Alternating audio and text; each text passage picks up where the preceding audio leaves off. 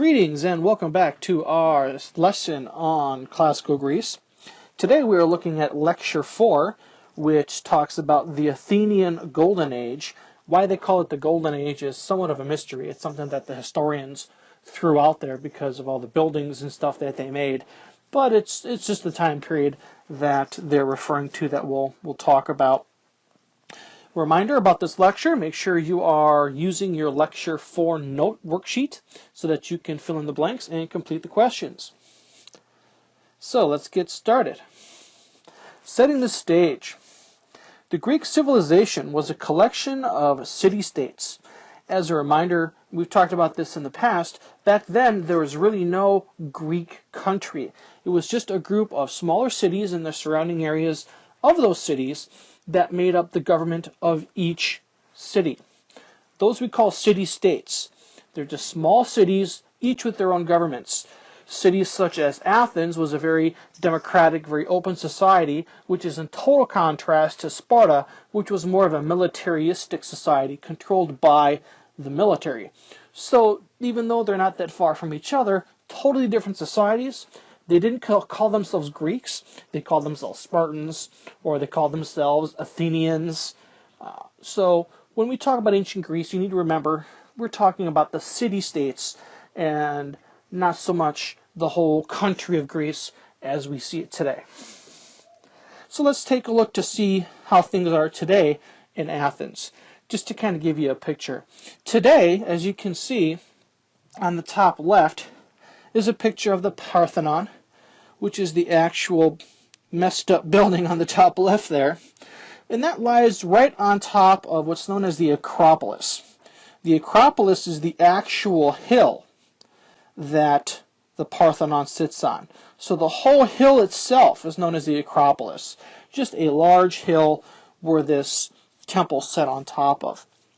On the bottom, you can see the port of Athens, right next to the Mediterranean Sea.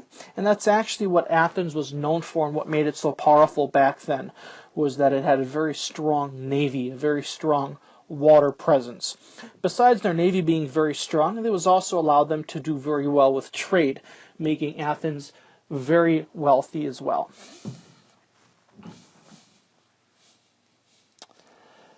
Here we see a kind of a map, more than anything, of what Athens would have looked like in the 5th century BC. As I mentioned before, on the top left, you got the Acropolis mountain with the Parthenon sitting right up on top. You kind of see a little walkway getting up to the entrance of the Acropolis. Just a reminder, the Parthenon itself was actually a temple to the goddess Athena. If you remember from our presentations before, the Parthenon was a gift or a temple to Athena because the name Athens comes from the goddess Athena. We won't get into all that. If you want to look back at the movie on gods and goddesses, you can do that, and it talks about the story. But the temple was made to the goddess Athena. And underneath you see other smaller buildings relating smaller temples. You see the assembly area for the government members over there on the right and the top. Kind of a town square known as the Agora in the middle. And this obviously is just an artist's rendition of what the area might have looked like way back then. Again, you got the Acropolis and the Parthenon on top. This would be the Temple of Zeus right there on the left, if I recall correctly. As you can see, it's a very well-fortified city. So certainly they had the money and the people and the manpower and the ability to create a pretty well-fortified city. All right. So Athens, from around 477 to 431 BC, Athens experienced a growth in intellectual and artistic learning. This was known as the Golden Age of Athens. See if I get his name right again. Pericles held power in Athens for about 32 years. Pericles, when he had power, when he took over power, he had 3 main goals that he wanted to accomplish during his leadership.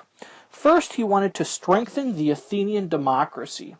He let the people rule themselves for the most part, although he was the high-end leader within the Senate back then, or within their government. He did believe that the people should be able to rule themselves, and he created this idea of direct democracy, where the people themselves got to decide what was going on in their own city-state. His second goal was to hold and strengthen the empire. He did this by increasing its military, as well as increasing its stature in the fields of architecture and art. And finally, his third goal was to glorify Athens. And there's three subsets to this glorifying, which is kind of going along with strengthen. The first subset was the architecture, which we kind of just mentioned. He architected and built the Parthenon on the Athenian Acropolis. We kind of just looked at that a few moments ago. Second part to glorify was the direct democracy, which he introduced as well. This idea that the people should be able to control the government directly without representatives. And finally, he was the head of the Delinean League, which was an alliance system created after the defeat of the Persians. The way to describe the Delinean League was like modern-day United Nations. It was a group of city-states that decided to get together and work together in the hopes of promoting peace, but as well as working together for food and alliances and stuff like that. The Delinean League, although it was a good idea, and Rome was like the head of this, it didn't last very long, or was not very successful in the long run. And we'll talk about that in a minute. So here we see another picture of the Acropolis with the Parthenon on top. As you can see here, here's the path leading up to the entrance of the Acropolis. You've actually got the Parthenon obviously right there. Interesting piece about the Parthenon, it did not always act as the temple to Athena. It was also a church at one time. It became a mosque for the Muslims. And after a while, it was actually also known as kind of a storage facility for ammunition, which actually, if I remember correctly, there was an accident, and a lot of the arms inside kind of blew up. And since then, it's pretty much been useless. Obviously, it's been falling apart ever since. They've been trying to restore it and keep it structurally sound for tourists, but as you can see, it's in pretty bad shape. And another pretty picture of the Parthenon from the ground view. So let's get into the Spartans. Sparta, as you can see, was kind of to the southwest of where Athens was. Athens, see if I can pull it up here, is actually more this way. Right up there. It's a little off the map. But that kind of gives you an idea where Athens is compared to Sparta. Sparta was landlocked, so they were not exactly great militarily in regards to the navy, but their army was amazing. And that's what we're going to focus on in this next portion. Spartans, obviously, they were kind of the bullies. They kind of kicked everybody to the curb. Everybody that came up against the Spartans basically lost. The Spartans were very militaristic. Their government was controlled by the military. Very strict, very dictatorial. And another scene, obviously, from our movie, The 300. Just a little clip. Tonight we dine in hell, and tomorrow I'm thinking Arby's. Just kind of a fun clip I found. So, let's take a look at the Spartans. Sparta was a military city-state, as we talked about before, controlled by the army and the military. Sparta had a better army than the Athenians, where Athens had a better navy. Their navy was not built up, they didn't even have one. The Spartans also were not much for builders. Sure, they could build what they needed to survive, to protect themselves, but they didn't really build anything monumental, such as like a Parthenon, or statues, or sculptures, or any real pieces of work or of art. They were more militaristic. They did what they needed to do to survive and to conquer. Due to its inland location, Sparta could not be attacked by sea. This was an advantage for them when they're going to war shortly against the city of Athens. Athens was great militarily on the water. Sparta was great on land. Athens would have to fight the Spartans on their turf, which was obviously against the army on land. Many men in Sparta were soldiers for life. They were raised as soldiers. Typically when they were born or when they were young, the boys in Sparta would be picked out, taken away from their families, and trained in the military. And they would stay there pretty much as long as they lived, which, if you were in the military there, was not very long for many of them. If you were really good at what you did, you might have lived a longer life, obviously, but for the number of battles that Sparta was always into, if you were good, you were probably put on the front lines. You might have been put into a command of a small regiment, but the lifespan of a soldier was not great, unless you were really good. So, the Peloponnesian War, which was the battle about 30 years long between Athens and Sparta. As Athens grew, city-states viewed it with hostility. That's why a lot of people are concerned about the United States and even China. You got these growing, emerging countries that have a lot of power, and it makes a lot of other people concerned, especially those that are around them. They're concerned that Athens is becoming so powerful, so rich. What's to stop them from taking over the nearby city-states? So a lot of the nearby countries or city-states were getting a little nervous. So, in about 431 BC, Sparta declared war. They were trying to get an alliance with nearby city-states, create their own alliance, but after some bickering, Sparta just finalized it and said, we're going to war. Sparta marched on Athens and was able to burn its food supply. Now, the city of Athens, again, is not just the city, but it's the surrounding area as well. So when they marched towards Athens, they pretty much burned all the wheat or all the fields that they could, preventing Athens from having a real strong, sustainable food source. Those that were able to get away were able to run back to the main city of Athens and be protected by the walls of the city. Sparta was not able to get through those walls initially, so Athens was able to survive for a while.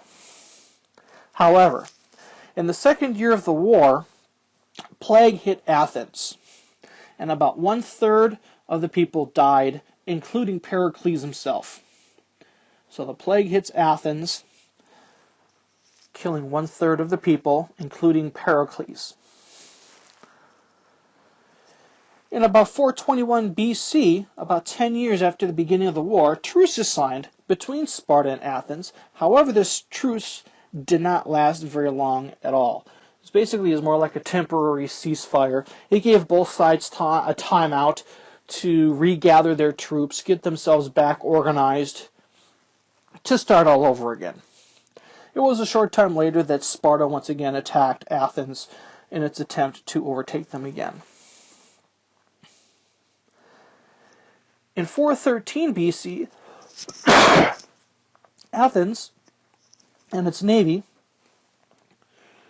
was decimated at Syracuse, which was an ally of the Spartans. Syracuse lies just to the north of Athens, and because of the problems with the plague, not having a lot of food, the Athenian army was just decimated. at Syracuse. So now their navy is mostly destroyed. They lost a lot of soldiers in this battle against Syracuse. And now there's really not much left in Athens to protect it. Finally, after about 9 more years, Athens surrenders to Sparta in 404 BC. Athens could not handle it anymore, and they ended up surrendering. Thereby, the Athenian empire has been conquered.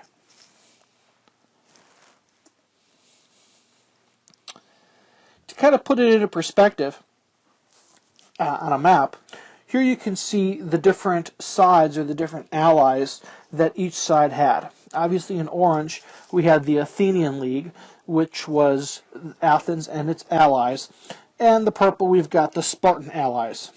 As you can see, Sparta has allies here, they have Corinth here, they've got Thebes, and right along the border with Athens, they've got Plataea. They had a lot of allies right on the doorstep of Athens. If you compare that with what Athens had, they had Melanos, which was across the sea, Delios across the sea, Amphipolis, if I pronounce that right, across the sea. None of the major city-states were anywhere near Athens, so they weren't really there to protect it. Not to mention, Athens was the capital. Some of these other city-states that were allies with Athens had previously been conquered by Athens. So it could be considered a possibility that these other city-states were not too disappointed when Athens was under attack. Especially Melanos, who was kind of forced into being in an alliance because they couldn't fight or defend themselves. They were forced into being allies. So a lot of these other countries that were on the side of Athens probably didn't cry too much when Athens was attacked. So, enough about the war. Let's get into some of the people that were shortly after the time of the war. So, philosophers. After the Peloponnesian War, many Athenians lost confidence in democracy. Great thinkers, known as philosophers, began to seek truth, or at least what they believed to be the truth. They were tired of all these beliefs. Some of them questioned the idea of the gods. They wanted to seek the truth. Philosophers, actually, the word philosopher actually means lovers of wisdom. And these philosophers had 2 assumptions. First, that the universe is put together in an orderly way and subject to absolute and unchanging laws. So, everything is done a certain way for a certain reason, and they cannot change. Universal truths. The other assumption is that people can understand these laws through logic and reason. So the idea is if you sit and think and are reasonable, you can understand why these universal laws are there. There's a reason why they're there, and there's a reason why there's this order. And that's that second assumption there, that you can understand them with logic and reason. A couple of the important philosophers, we'll talk about 3 of the more widely known. There were many others, but first we'll talk about Socrates. Socrates basically was interested in the unexamined life, or believed that the unexamined life is not worth living. His belief was that you need to be self-aware of yourself. Obviously, be self-aware. Know what's going on in your life. Pay attention to what you're doing and how you can make it better. He felt that a life is wasted unless you can do something to improve your life. However, because of his thoughts and his beliefs, in 399 BC, he was brought to trial for corrupting the youth of Athens. He was also brought to trial for failure to worship the gods, or to glorify the gods, which probably wasn't a good thing either.